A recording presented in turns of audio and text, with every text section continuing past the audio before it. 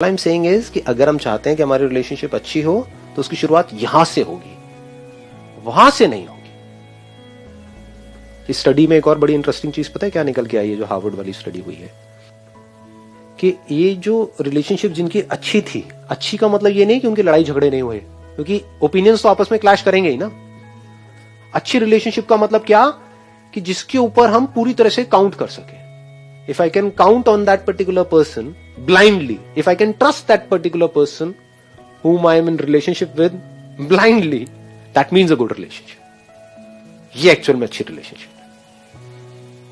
अच्छी दोस्ती का मतलब भी यही नहीं है।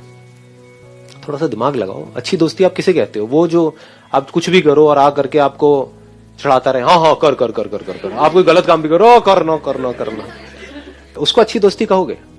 क्योंकि वहां पर क्लैश नहीं होगा कभी भी। जो आपकी हाँ में हाँ मिला रहा है, वहां पर कोई लड़ाई झगड़ा नहीं है, क्योंकि उसका कुछ जा नहीं रहा ना। आप जीते हो जियो, मरते हो मरो, कहता मुझे क्या फर्क पड़ता है। अच्छी दोस्ती किसे कहोगे? कि अगर उसको लड़ना भी पड़ रहा है आपसे तो लड़ रहा है। आप गलत ट्रैक पे जा रहे हो, 10 लोग आपको सपोर्ट कर रहे हैं, वो अकेला आकर के बोलेगा ये क्या कर रहा है। जैसे ही वो बोलेगा आपको गुस्सा आएगा, क्योंकि वो आपको रोक रहा है। कोई भी हमको रोकता है, हमको अच्छा नहीं लगता ना, तो उससे हमारी लड़ाई भी होगी। लेकिन लॉन्ग टर्म में आपकी अच्छी दोस्ती किससे होगी?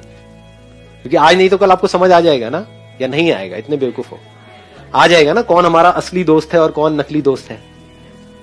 नकली कौन है? जो सिर्फ ऊपर ऊपर से दोस्ती के बारे में सोचता है, दोस्ती को बचाने के बारे में सोचता है, वो नकली दोस्त है। असली दोस्त कौन है? दोस्ती रहती है रहे, जाती है जाए, दोस्त का कुछ नहीं बिगड़ना चाहिए, जो दोस्त के बारे में सोचता है। रिलेशनशिप जो होते हैं ना, it's not a dead object, it's a living thing. And whatever is a living thing, it demands great deal of attention from your side. Living में क्या होता है? रोज कुछ नया हो रहा होता है। जैसे आपकी body it's a living thing, तो इसमें रोज कुछ नया हो रहा होता है ना। You need great deal of attention to see कि भाई अब बॉडी में कहां पे क्या गड़बड़ आ रही है। अगर अलर्ट नहीं हो तो, कहीं हल्का सा दर्द है, आपने इग्नोर किया तो, करते रहे करते रहे करते रहे, कुछ टाइम बाद पता लगा बढ़ते बढ़ते बढ़ते बढ़ते पहले ये था, कुछ भी नहीं था, फिर अल्सर हुआ, फिर कैंसर हुआ, चलो जी हो गया काम। समझ गए? जो भी चीज लिविंग है, कोई लिविंग प्लांट भी है, तो इट डिमांड्स अटेंशन। आपको उसको रोज पानी देना पड़ेगा, उसकी केयर करनी पड़ेगी, उसका ध्यान रखना पड़ेगा। तो रिलेशनशिप में घुसने का मतलब क्या है? You need to be mentally prepared for the pros and cons of a relationship, because relationship is a living thing. उसमें रोज आपको लगेगा एक दिन तो कि अब सब कुछ ही बहुत बढ़िया हो गया है, मूड भी अच्छा हो गया है, अब वो सब कुछ करने का मन कर रहा है जो आप करना चाहते हो, एकदम ऐसा लग रहा है हाँ ऑन क्लाउड 9 उड़ रहे हैं, हाँ मजा आ रहा है। फिर एकदम से कुछ हुआ तो एकदम ही मूड इतना खराब हो जाता है, मन करता है सब छोड़ो, सब बेकार है। तो इन दोनों चीजों के लिए आपको मेंटली रेडी रहना होगा। अगर आप मेंटली प्रिपेयर्ड हो, देखो ध्यान से समझना, अगर आप मेंटली प्रिपेयर्ड होते हैं, आप रोड पे जा रहे हो, अगर आप मेंटली प्रिपेयर्ड हो कि यहां पे कुछ गड़बड़ हो सकती है, तो आप उस सिचुएशन को ज्यादा अच्छे से हैंडल कर पाओगे। या प्रिपेयर्ड ही नहीं हो और एकदम से कुछ हो गया, अब आप बौखला जाओगे, आपके हाथ पैर फूल जाएंगे, ये क्या हो गया।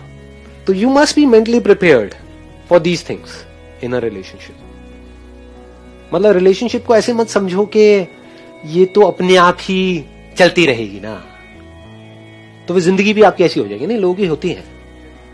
रिलेशनशिप का क्या है, शादी हो तो गई है, बच्चे हो गए, अब क्या वो भी कहीं नहीं जाने वाली है, अभी कहीं नहीं जाने वाला, वो अपने अपने में लगा हुआ है, वो अपने में, समझ गए?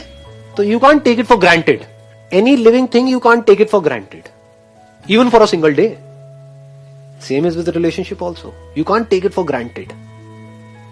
यू कांट से कि हाँ ये तो अपने आप ही चलता रहेगा, सूख जाएगा। जैसे पौधा है, if you take it for granted, उसको पानी नहीं दिया जब देना चाहिए, जितना देना चाहिए, ज्यादा दे दिया, वो भी गड़बड़ होता है, तो वो भी थोड़ा ध्यान रखना होता है। That's what I'm saying. It's a living thing ji, it's a fine balance.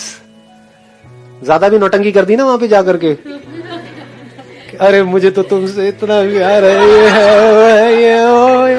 इसीलिए कहते हैं जब ज्यादा खुश हो तो कोई कमिटमेंट मत करो, और दुखी हो तो कोई डिसीजन मत लो, क्योंकि दुखी हो और डिसीजन लोगे तो गलत डिसीजन होगा, और ज्यादा खुशी खुशी कुछ ज्यादा कर दिया तो रायता फैल जाएगा आपका जिंदगी भर के लिए।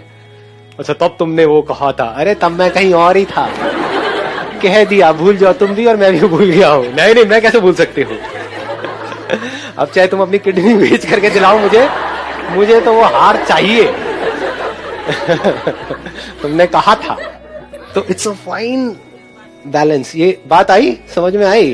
तो इसको हम यहाँ पे कंक्लूड कर सकते हैं। अब रुक जाओ। हाँ, इसको हम यहाँ पे कंक्लूड कर सकते हैं इसी पॉइंट पे कि देयर इज नो, कोई रूल नहीं है, मतलब रिलेशनशिप्स के कोई रूल्स नहीं है जिसको आपको ब्लाइंडली फॉलो करना है और आप चलते चले जाओगे। रोज कुछ अलग हो रहा होगा, उससे सीख करके फिर उसको और बेटर करना है, बेटर करना है, बेटर करना है, ना कम करना है ना ज्यादा करना है, उस फाइन बैलेंस को बनाते चले जाना है।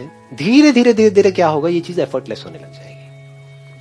जैसे शुरू में कुछ टाइम तक समझना पड़ता है ना, पढ़ना भी पड़ता है, थोड़ा समझना भी पड़ता है कि इस पौधे को कितना पानी देना है, ज्यादा तो नहीं है, कम तो नहीं है, ये नहीं है, वो नहीं है। एक बार जब समझ आ जाए और एक बार शुरू में कुछ हम गलतियां भी करते हैं, उससे हम सीख लें, तो धीरे धीरे फिर अपने को समझ आ जाता है। Then we can take care of it effortlessly.